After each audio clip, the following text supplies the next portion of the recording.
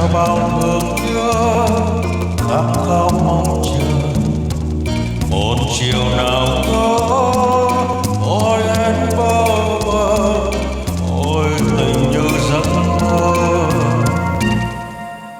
Năm tháng lớn trôi đã cay ngập bờ môi yêu đương tan vỡ mặt môi thẫn thờ chiều về lạnh giá biết thấy xót xa mộng ước phai nhòa.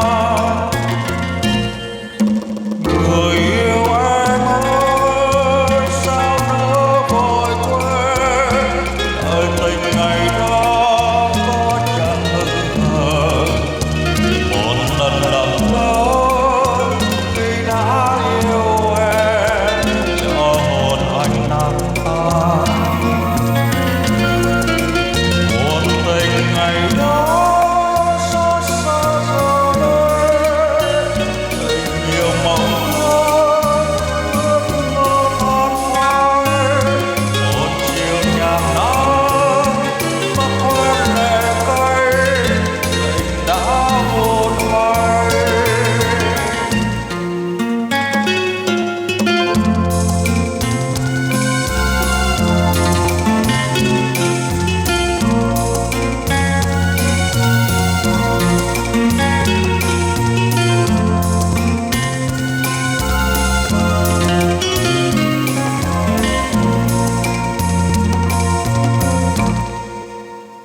Em đến bên anh nhưng đêm dài cô đơn gieo bao thương nhớ khát khao mong chờ một chiều nào đó ôi em bơ vơ ôi tình như giấc mơ.